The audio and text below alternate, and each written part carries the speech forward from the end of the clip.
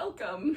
So it's Candlelight Yin Yoga, one of my favorite practices each week. So I've made my environment very restful, the lights are low. So wherever you might happen to be, you might not have that opportunity, but just create a kind of softer, restful environment around you.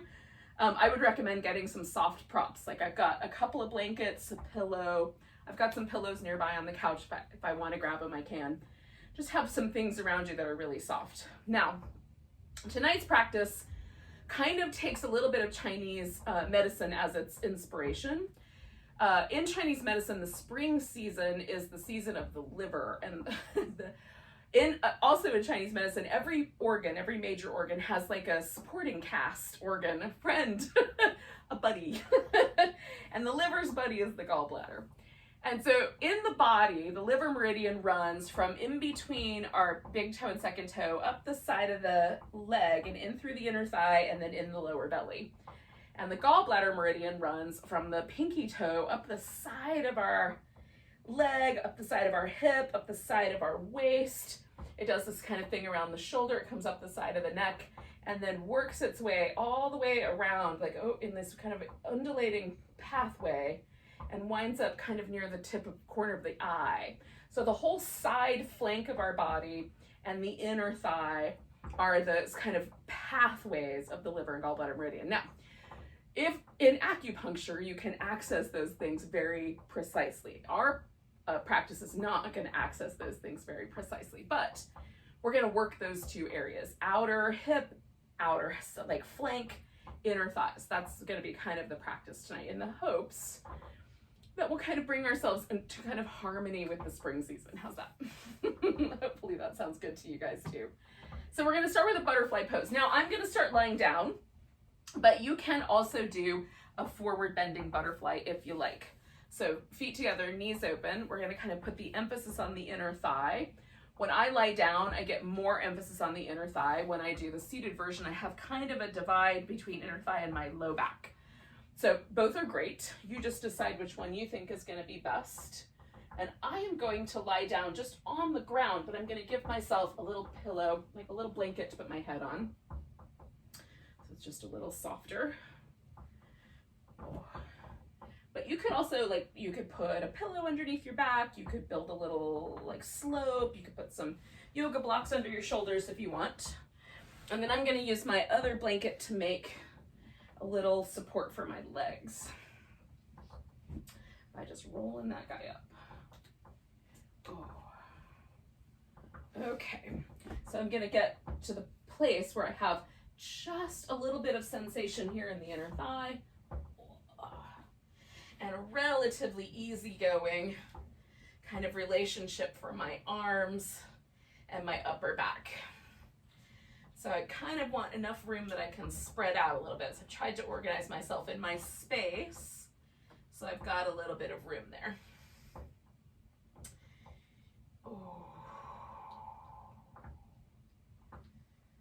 And we'll pause. So if this is the first time you're encountering yin yogas, we're kind of in this parallel universe where there are people with me live right now, and then also people that might be checking in on the YouTubes. Hey peeps. So if you're encountering this practice at some point in the future, things may not be exactly the same as what I've got going here, but just make yourself as restful as possible. If this is your first encounter with yin yoga, this is a very slow practice, which is why we're trying to make it nice and restful. We're going to get into each pose. You want to find sensation, but not to the point where you almost can't stand it anymore. It's right at the point where it's like, oh yeah, I feel that. And then add some support if you like. You don't have to, but I think it's very helpful. And then relax all your muscles. Try to let your mind relax. That's the more difficult, I think. And let yourself sink into the present moment. You can pay attention to your breath. You can just enjoy the sort of sensation of being right here in this particular time and space. If you find your mind wandering off to a to-do list or feeling like you're wasting time, that's the way your mind projects itself into the future. So just come back and notice the present moment. And if you find your mind like going into the past, like maybe there's a song lyric stuck in your head or a movie scene or something like that, that's the way the mind kind of avoids the reality by entertaining itself with past things. So you catch yourself doing that, you just come back to the present moment. And we'll stay a while. I'm going to stay with this pose for about 2 more minutes. And then we'll come out of each pose nice and slow. So that's the process. Get in the pose. Find a nice, easygoing sensation. Stay a while in a relaxed manner. Come out slow. And then we'll repeat that process with another pose. Now, if it feels to you like I'm staying too long, you can certainly just come out of the pose and just take a neutral position with your body. Lie down, sit, even stand. Just find a position where your body's not really doing anything strenuous, and then just pause and wait until the pose is over. You can always change your own amount of time in each pose.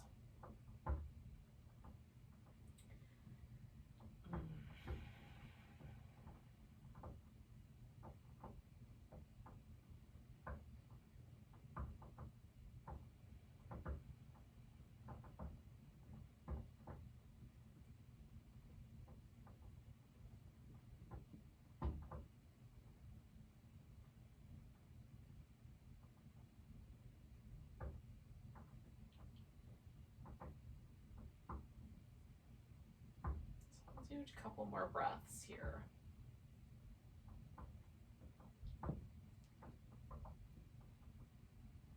Now, if you're seated, with your next inhale, hold that breath in and roll up.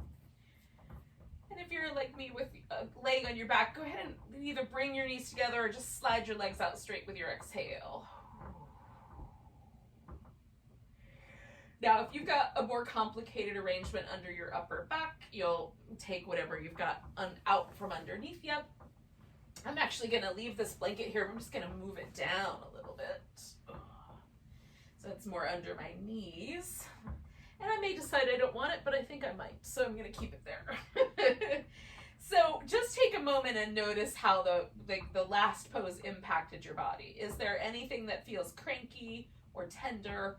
If that's the case, then when you're practicing the next handful of poses, don't go quite so far. Don't work on quite that level of intensity.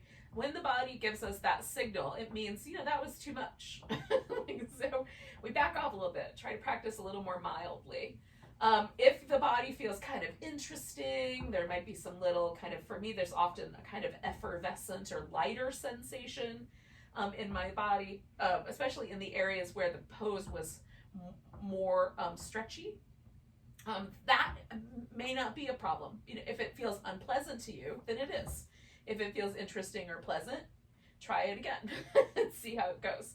You're always going to kind of judge how to practice based on how you respond to the practice. So if your body says, "Ooh, I don't like that," definitely change the practice up. All right, so before we go to the next pose, which is going to be a banana pose, I'm going to do just a little bit of movement here, just kind of wiggle my legs back and forth. You're welcome to do whatever movement you intuitively feel like would be the right movement for you. But if you like this, do this because it's delightful. Okay, then we're going to do a banana pose. So we're going to go all the way down the flank of the body. Now, the arm is not necessary, right? Because again, the acupuncture meridian that we're talking about runs up the neck, but doesn't really intersect the arm. So you can have the arm over your head if you care to. You can also take the arm out of that equation. So we just kind of bend over to like a banana shape so that I've got one side long and one side curled in. The body's still resting on the back, so both hips are touching the ground, both shoulders are touching the ground. And then I'm just going to kind of play with my props and find an arrangement with my arms that I like. And then I'm going to let my neck be a little bit of a part of this side bend, and that it's kind of continuing the angle, but not to a place of discomfort. So I'm definitely paying close attention to the relationship of my neck, my shoulder, my arm, to find a really happy arrangement there. Now you could cross the outside curvy leg over the inside one if you want. That's often will pull a little more on that outer hip, outer thigh area. Just notice if your knees tell you a story about not liking that very much. If we pull too hard, our connective tissue is pretty resistant, so it's not gonna really give a lot. So the knee will take more of the punishment if we try to push the hip beyond where it really wants to go. One of either the knee or the low back, one of the two will definitely bear the brunt.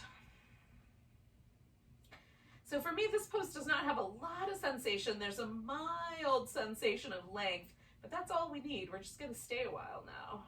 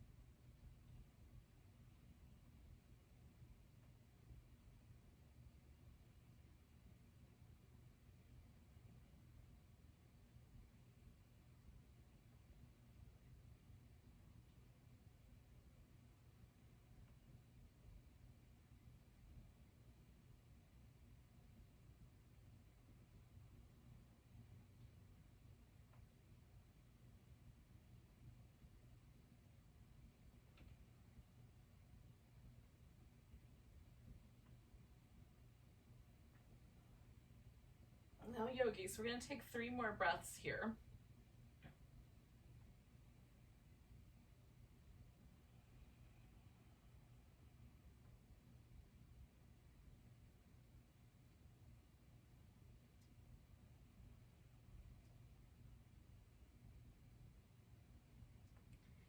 And then we're just going to meander our way back to the center. Oh. And then you can check in to how that kind of has made your body feel. So almost always for me, and it worked again tonight, the side that was on the longer side of the curve, in this case my right side, feels a little bit longer than the side that was on the left. And it's not really longer. If I measured it, there might be a bare, like a tiny little millimeter of change, but mostly not. But what has happened is that this part of my body now feels more relaxed. That lengthening and hanging out with that pose creates a kind of hydrating mechanism in this connective tissue, which then lets that whole area sort of release and relax, and it's just a little smoother feeling. So there's a lot of sensory nerves that live in this kind of superficial fascia and just below that. And so we're getting a lot of that kind of feedback. So this is the thing, right? So does the yoga practice make me feel positive or good? Does the yoga practice not? And that's how we learn how to modify and adjust and work with our practice. So if you feel good, it feels pleasant, then try it again. Do the same thing. See if you get a similarly pleasant result. So if it didn't, if it feels kind of cranky, your low back is a little sore, then don't do the second side as much and see if you get a better result the second time. Okay? So when you're ready, we're going to bend to the opposite direction. And again, you can adjust the arms, you can adjust the legs, however it seems like a good idea to you. It doesn't have to be a really big curl to be effective. And again, like for me, it just takes a second for me to get all my props organized so I feel like I can really relax my body. That's the thing about the yoga props, the blankets, the pillows, they create the opportunity for me to relax more deeply. So So I find that little hint of sensation and then relax and let go.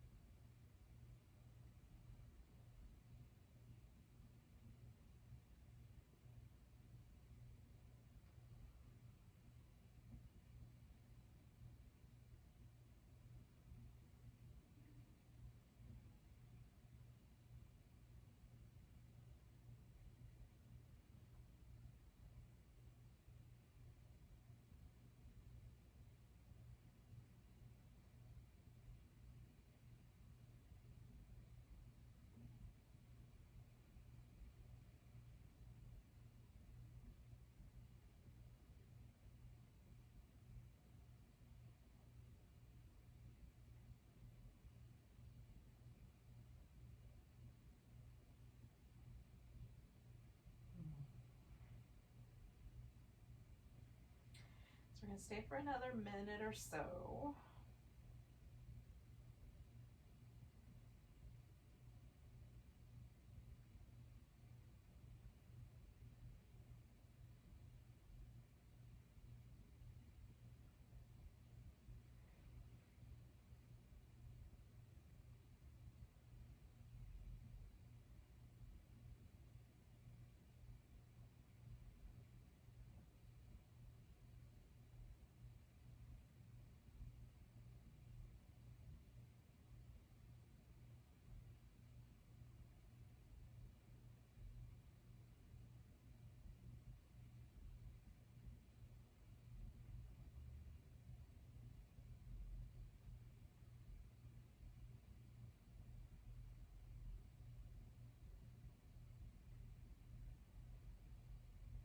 So we're going to take 2 more breaths here.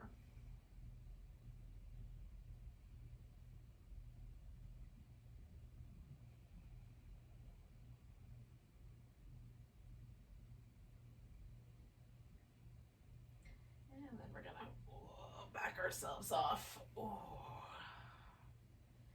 Oh goodness. So you can do whatever little movements you want. You can create, just lay there and be still, or you can, do some interpretive dance. You can just move, whatever movement pattern seems like a good idea. Now, what we're going to do next is a long journey into this kind of outer hip. We're going to start with a swan, we're going to do a deer, we're going to do a shoelace or a square, or something in that family of seated shapes. So with that thinking in mind, some of you may want to stay on your back for the swan part and then do the seated poses for the deer and the shoelace. Or you may decide to do the shoelace on your back. So you'll come up for the swan, the deer, and then take yourself into the shoelace on your back. Now, swan and the shoelace on the back are basically the same pose. This is why I say this.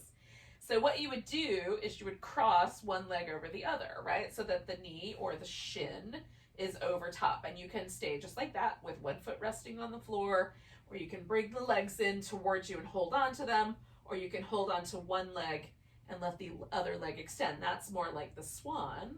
And then having both legs stay together, that's more like the shoelace or the square. So you can kind of decide, do I want to have one of those 3 poses on my back, or do I want to do them all in a more upright fashion? In between the 2 sides, we're going to come onto our back and do a starfish. So either way would work. You can stay now or do the last pose on your back. Okay?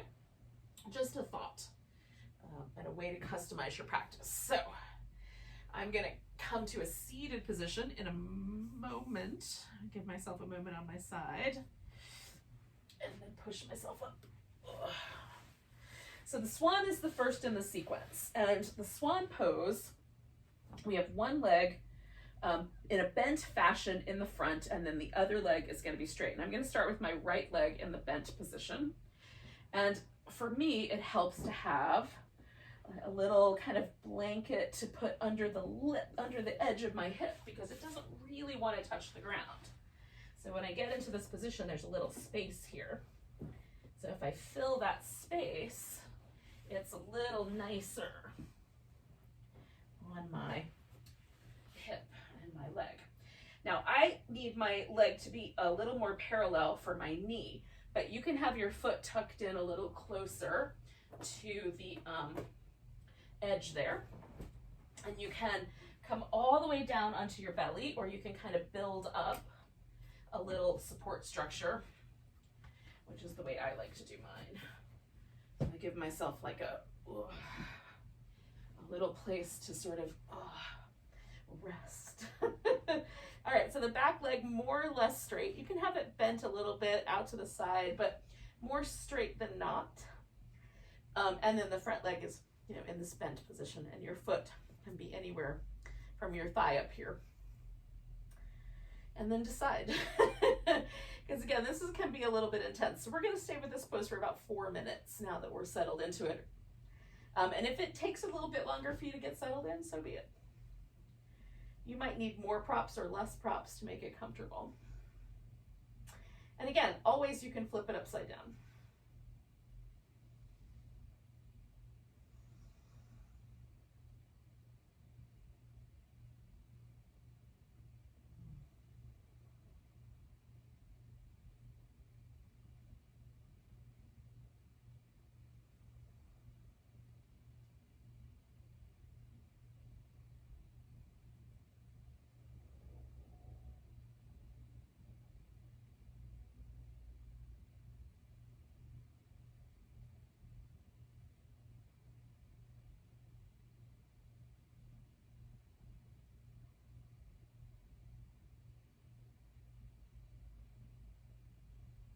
Once you've gotten yourself settled into a pose, sometimes it takes a whole minute for me to settle in.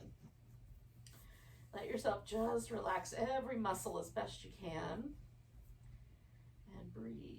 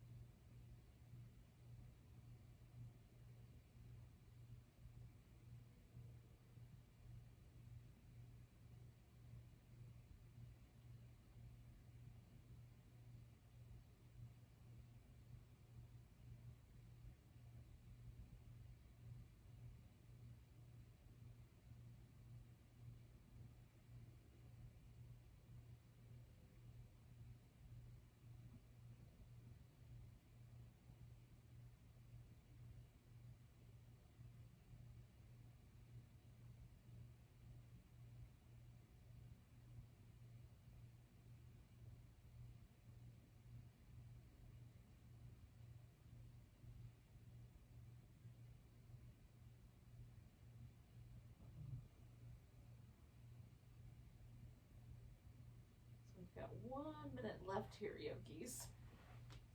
I'm going to take more of a kind of back bendy shape for our last minute here.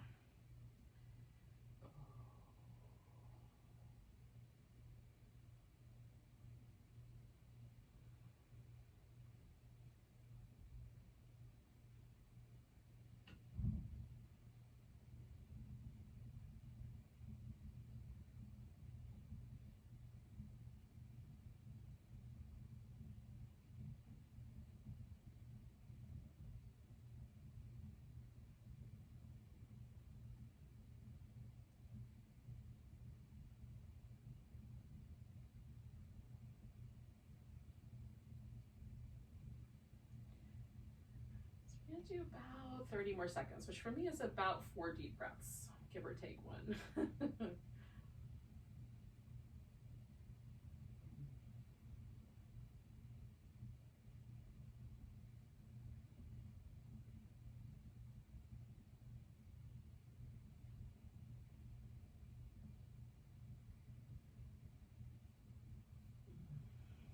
Now, I'm going to turn this into the deer. I'm going to wind up turning 90 degrees to face you guys, but I'm going to turn this into the deer by really simply just bringing my back leg forward and then coming up, just like that. I'm going to turn and face you guys then. So, but the same thing is going to be true of my legs. So we've got the legs kind of in this pinwheel orientation, about 90 degrees apart or so. And you can do this sitting up, but we're gonna do kind of a side bend tonight.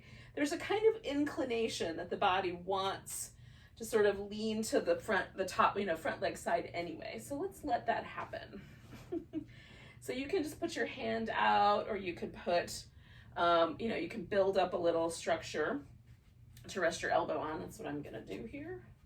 As soon as I find all the bits and pieces, and like kind of make a little pillow pile. Give yourself something to lean on. We're just gonna let this kind of side waist lengthen out a little bit. Oh, I'm gonna put my arm, I think, behind my back and let my head kind of drape over to the side a notch.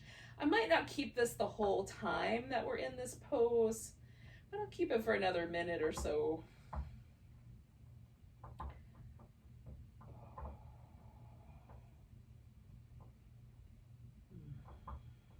You can go a little more forward if you like, or even like if you've got enough pillows and you can sort of let yourself lean all the way toward the floor. I need one more prop if I'm going to make that happen. You could do it that way too.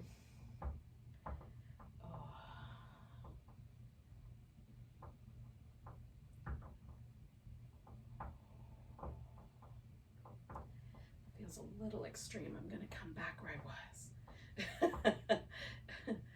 Sometimes you got to make the right choice for you.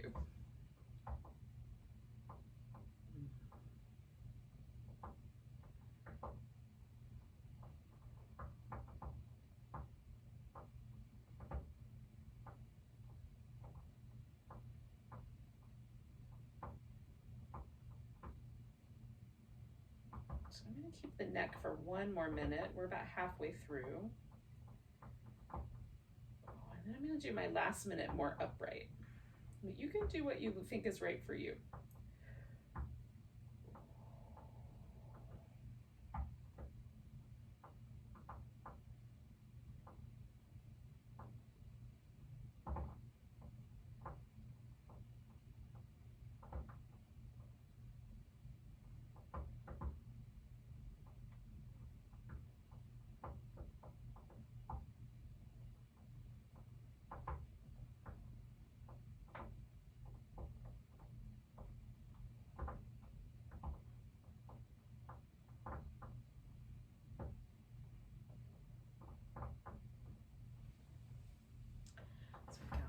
Minute left. Oh.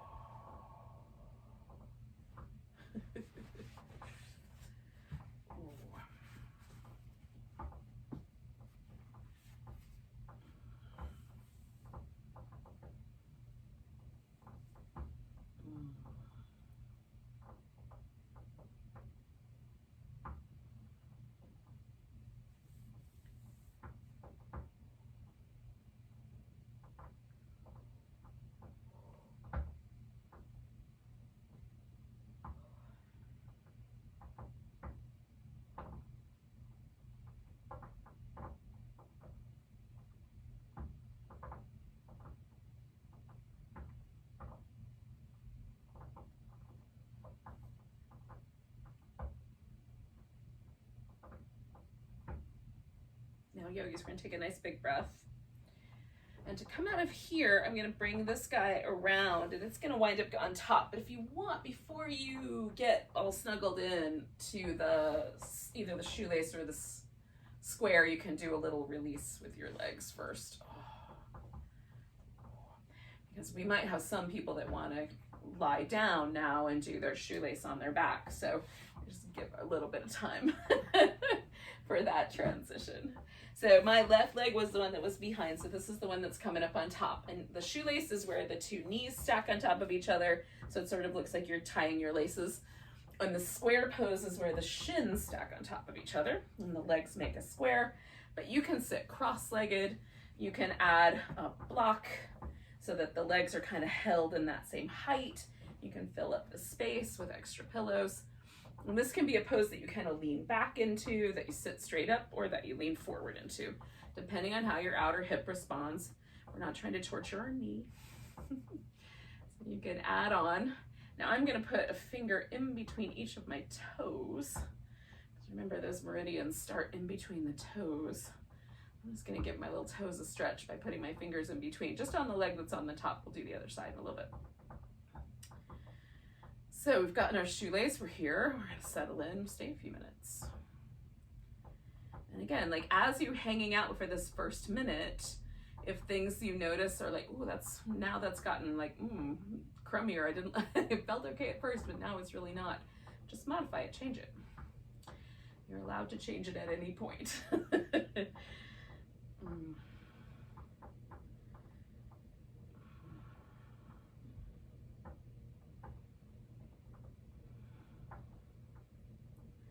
The truth is we're allowed to change our lives at any point, but sometimes it's a little bit more complicated than just moving your leg. But we can build up the courage a little at a time. Trying to figure out what I was trying to say. Oh.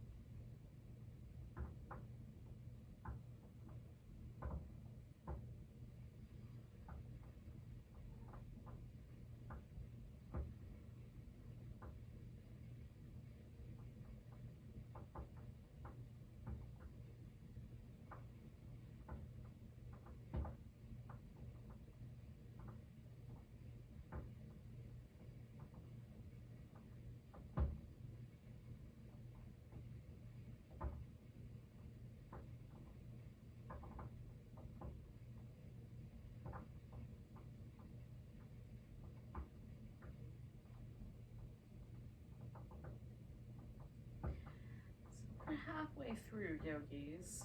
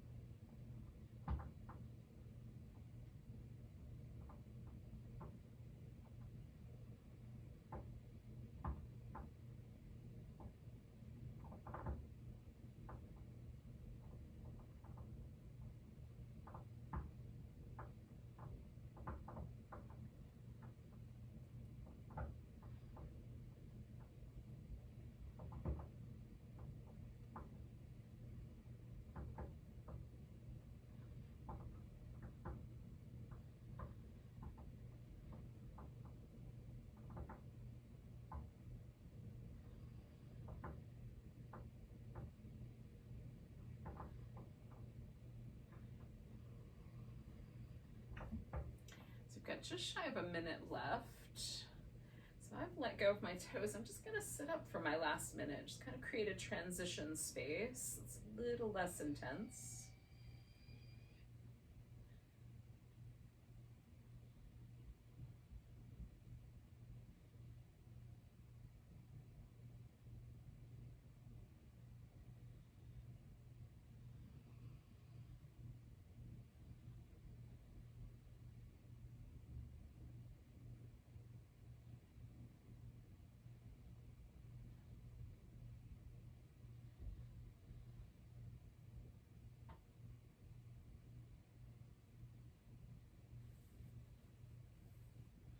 going to take 3 more big breaths.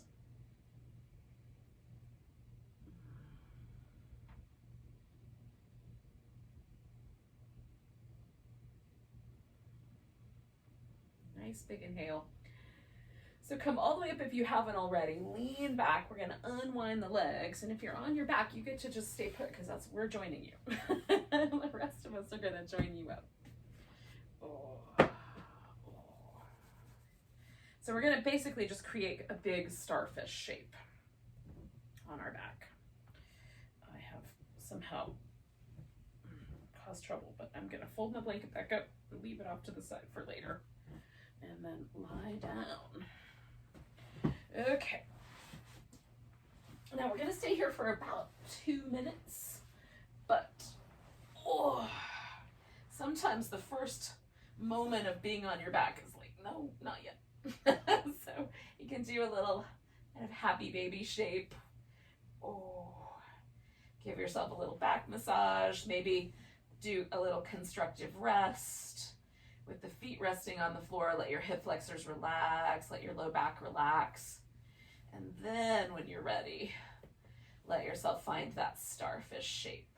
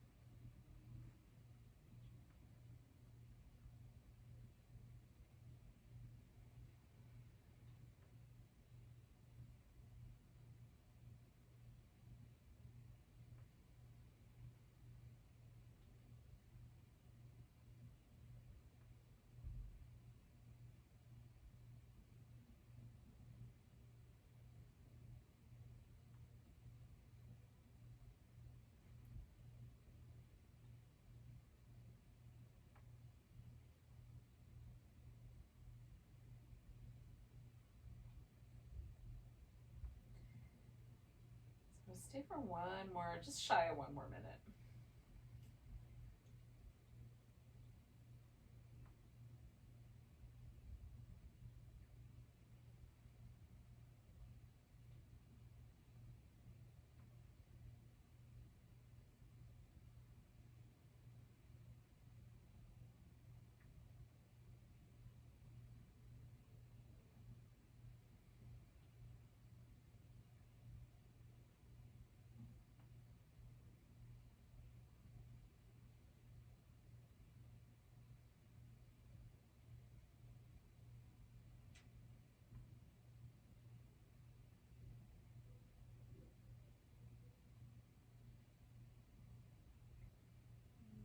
Yogis, we're going to give ourselves a little stretch.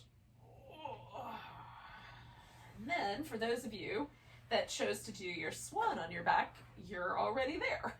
So you just stay put, do your swan on that side. And those of us that did our swan in the other way, we're going to come up and put ourselves into the swan pose. So getting ourselves organized.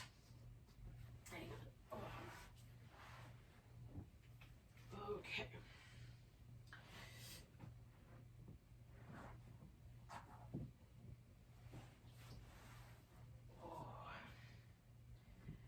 So just kind of adjust yourself so that you're in the swan the way you like to be in the swan. And then we'll hang for a while.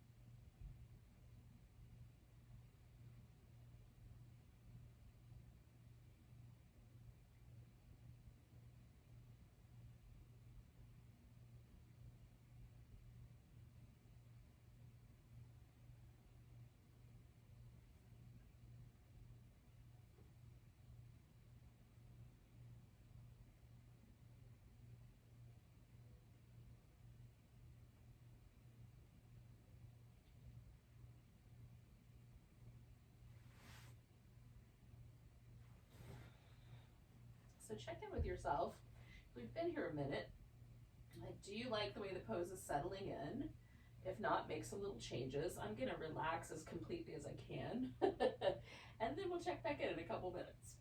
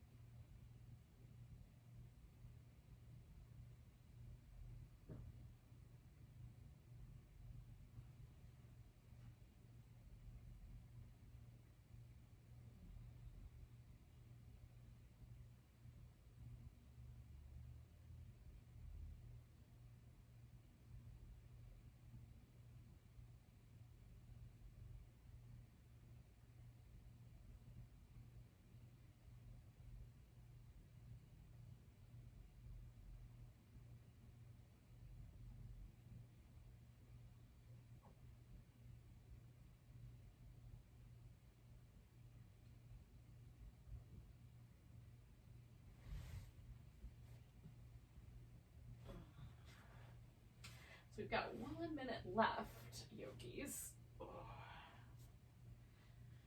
we'll hang out for our last minute. At least I'm gonna hang out for our last minute in a more upright. So I have a little sense of that back bend here.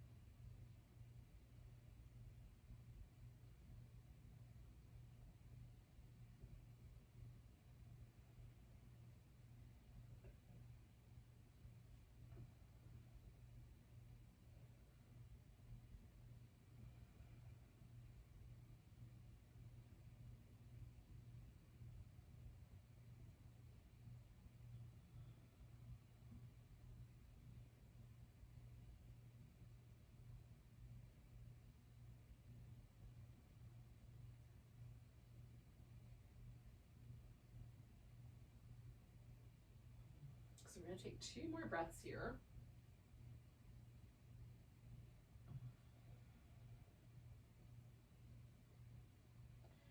And then we're gonna turn this pose into the deer pose.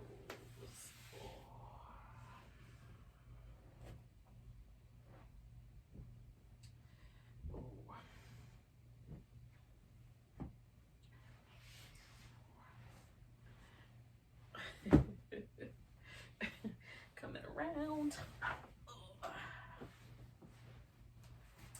Okay, so I'm going to kind of create that little bit of a thing where I can kind of lean.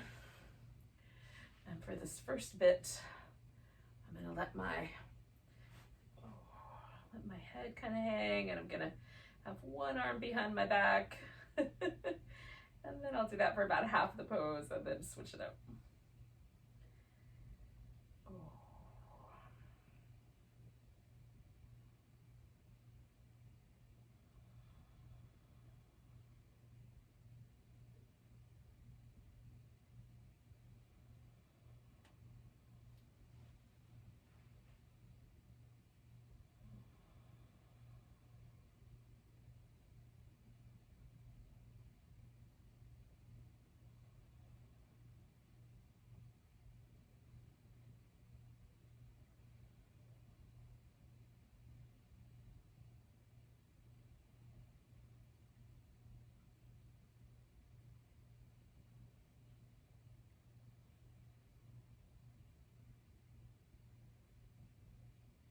Gently kind of turning my head slightly differently after every couple of breaths, just to hit like different tight muscles along the side of my neck.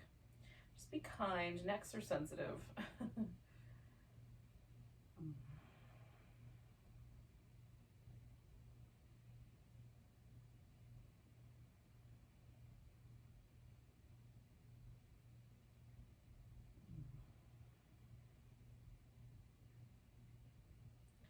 I'm going to go ahead and release my arm, sit up just a little bit higher, and let my neck come out. I'm still going to lean a little to my side for this last, it's like a next to last minute, and then the last minute I'll do more of an upright position.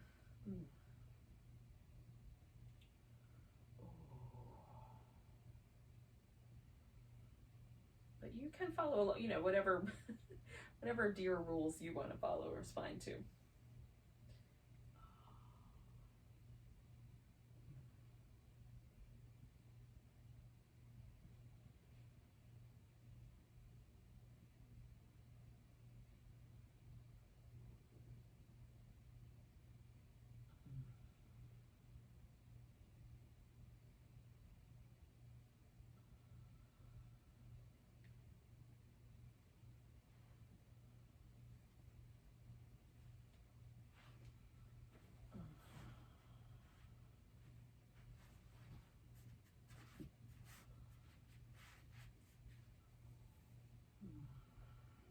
I'm going to stay for one more minute, yogis.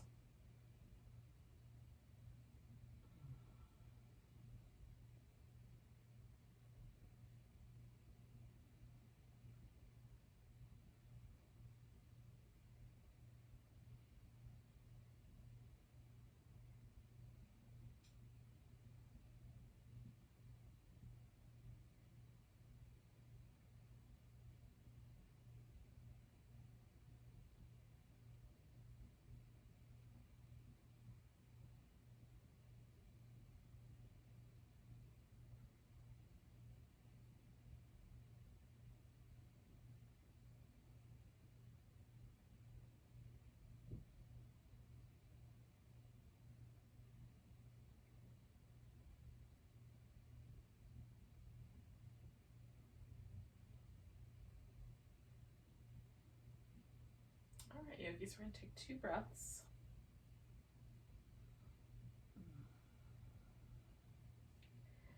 And then we're going to take this leg that's in the back and bring it around to put it in the front. Or, of course, this might have been the choice that you made to go into the shoelace on your back. So you can transition into that. Whichever version you did, it's fine. Oh.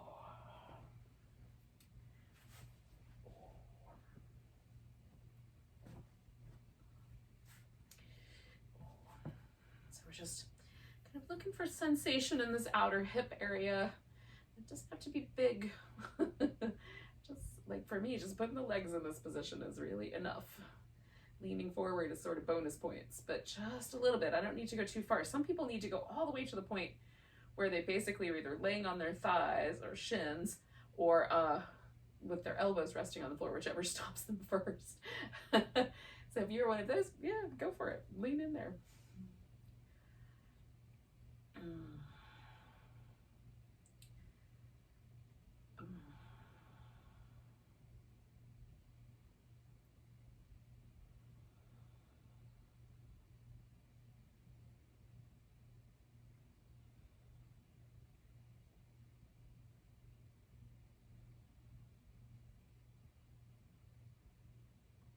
Keep breathing, yogis, and stay present.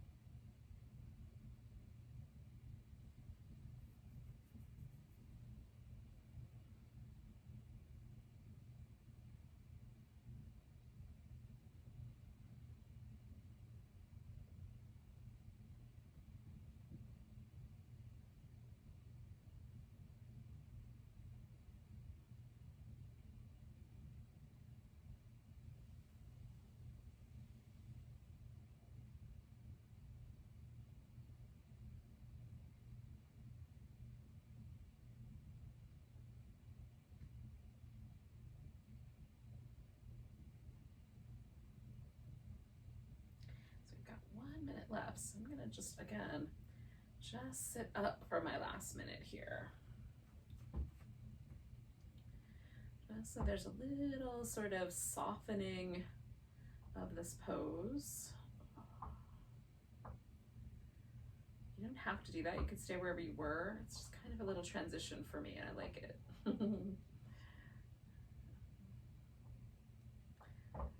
It's fun to kind of play with the nuances of poses.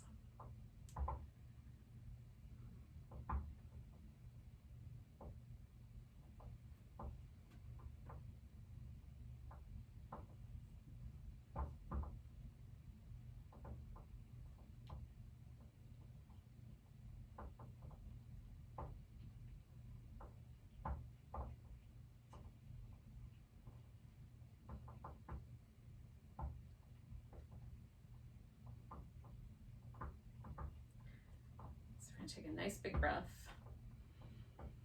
And if you're holding onto anything, release it. We're going to lean back and unwind the legs. Now, we're going to take a moment. Just let everything sort of rinse out. If you're on your back, you can hang out there for a bit if you like, or come to a seated position. So we're going to come kind of wrapping back around to the inner thigh with a dragonfly pose. And for some folks, as soon as the legs go wide, the pelvis leans backwards. It's the shape of your bones. That's the way it works. So what you can do, if you'd like, is you can lay on your back, put yourself up against a wall or up against the side of a bed or the side of the couch, and let your legs rest in this V position upright in the air, but just rest on the furniture or on the wall, so that your back can rest on the floor and, basically the wall or the furniture kind of holds you in the shape. Now, I find gravity quite strong.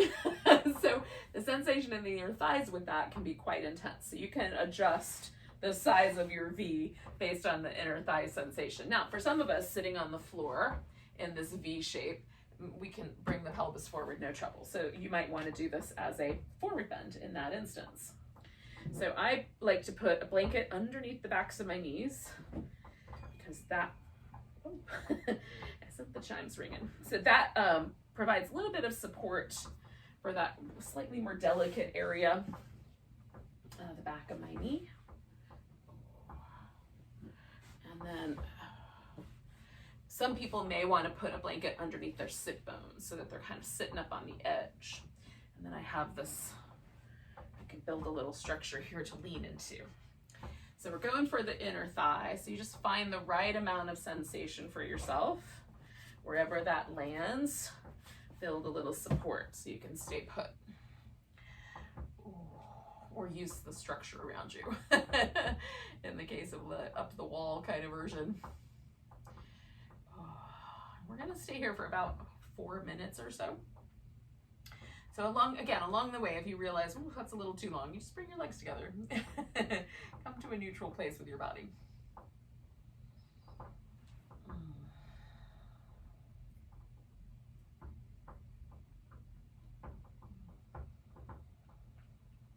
And again, once you get your pose, you just settle in and relax. Sometimes I like to support my forehead with my hands. Sometimes I put my chin in my hands. Sometimes I'll rest my forehead on my arm. So you can really just set it up however is best for you. And I might change as I go along.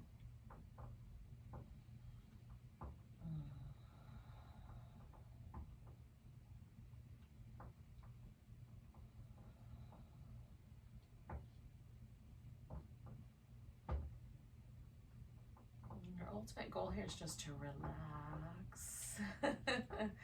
So we just relax as best we can along the way.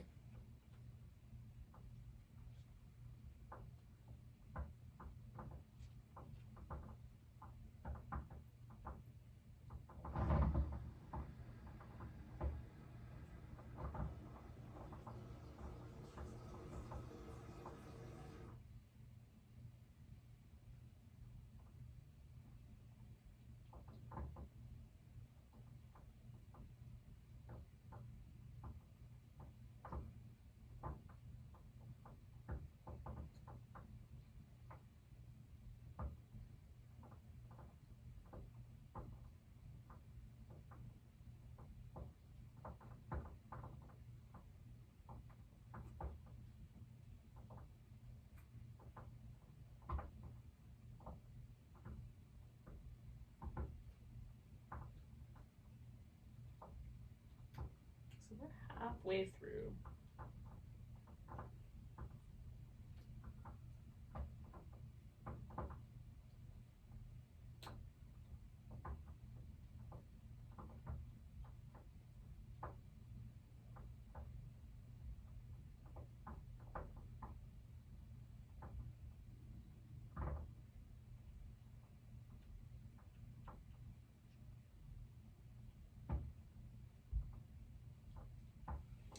Now, in Chinese medicine, the various acupuncture meridians are also sort of responsible for different kinds of thinking and different kinds of emotional states. And the liver, which is this kind of inner thigh pathway, is a kind of responsible for our feelings of anger, and the opposite of that, which might be like, you know, whatever you consider the opposite of anger, peace, like anger and peacefulness.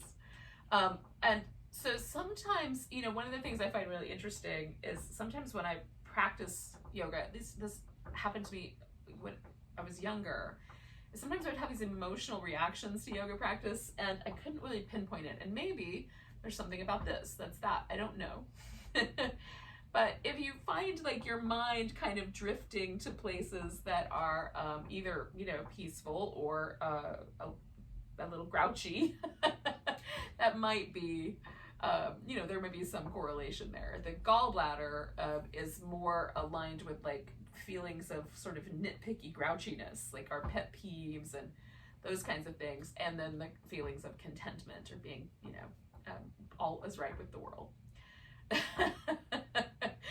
So we're going to come out of this pose in about 3 more breaths, but just to kind of, you know, as we finish up the practice, we're going to lean into those feelings of contentment and peace.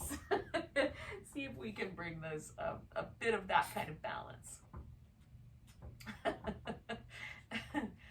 So when inhale finds you, if you're seated, we're going to inhale our way up. And if you're up the wall or up on a piece of furniture, as you exhale, just bring your legs together. And then we're going to bend the knees. And then we will come out of there and you can do some movement. Now we're going to do a pranayama practice and then we're going to relax. And the pranayama practice that I'm doing right now, because it's springtime, is Nadi Shodhana, or alternate nostril breathing. We're going to do this for a period of time, and then we're going to kind of disappear into Shavasana and try to kind of be where this breath practice brings us. If this is the first time you do any breath practice, sometimes breath practices are a little bit awkward the first time, or even the first couple of times you do them. So don't worry too much if that is what happens, but we'll just follow the path of the breath this particular practice. And then we'll allow ourselves to kind of, again, kind of lean in to just being present wherever it lands us. Now, you'll need to use your dominant hand. I'm right-handed, so I'm going to use my right hand. If you're left hand dominant, use your left hand. Your thumb and your ring finger are going to be used on your nostrils. Your peace sign fingers are going to either rest on your forehead or you can curl them into your palm, whatever you prefer. One digit, so my thumb is going to rest on my right nostril and my ring finger on my left, and of course if you're left hand dominant, it'll be the opposite. But before we go crazy, make sure you can breathe out of both nostrils. Now it's allergy season, and you might find one nostril is blocked, or you might find that both nostrils are a little bit blocked. If that's the case, you're not going to completely cut off your airway. What you're going to do is just rest your thumb or your ring finger on the more open nostril. So you're going to leave that nostril open, and you're just going to put all of your awareness in the one nostril that we're working with, right? So when we're breathing in or out through the left nostril, we're just going to really pay attention to the left one. When we're breathing in or out through the right nostril, we're really going to pay attention to the right one. Even if the air is in fact coming through both or the other nostril, we're going to put our attention in that one place. Now it's possible they'll line up, but it's also possible they won't. Don't worry about it. It's still going to work.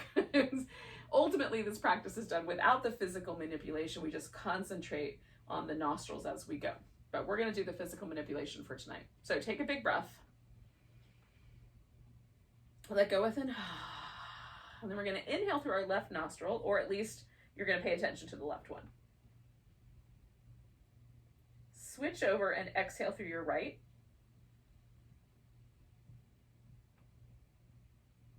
Inhale through the right when it's time. Switch over to exhale.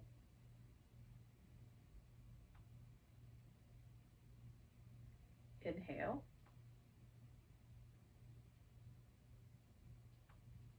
Switch over to exhale. So that's the pattern. We just switch every time it's time to exhale. Don't bear down on this with a lot of force. Let the breath be really gentle and just find its way in and out. Every time it's time to exhale, just switch nostrils. And continue at your own pace. We're going to do about 6 rounds.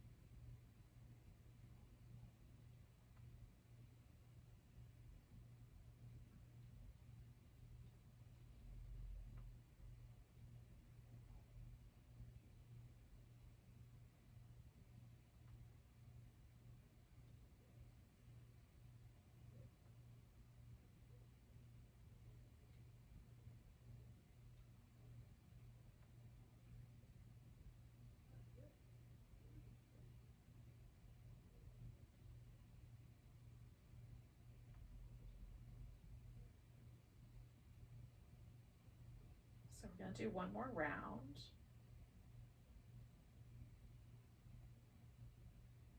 And the next time you exhale through your left nostril, just stop the practice and breathe normally.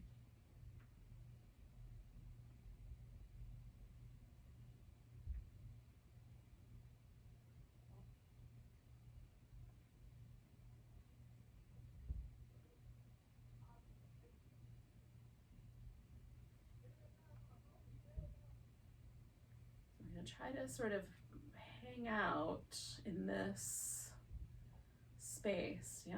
And kind of transition into Shavasana.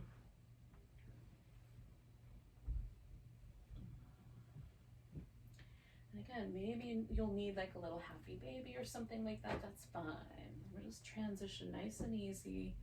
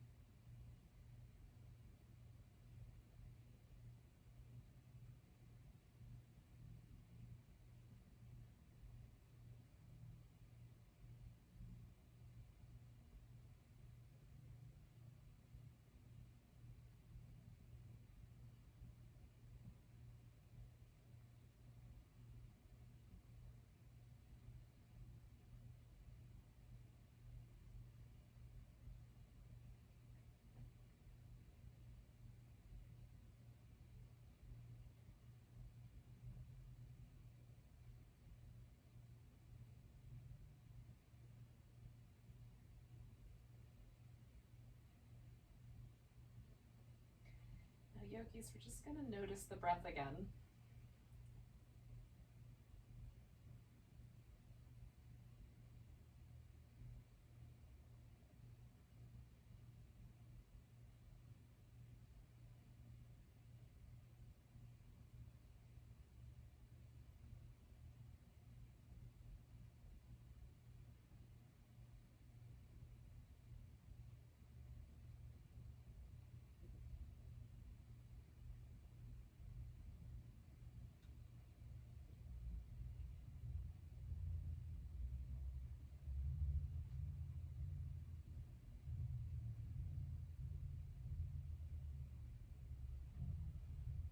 Let's take a big old breath all the way to the tiptoes.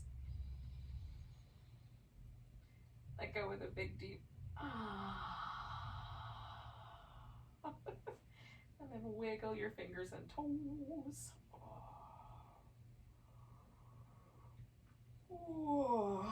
Give yourself a stretch.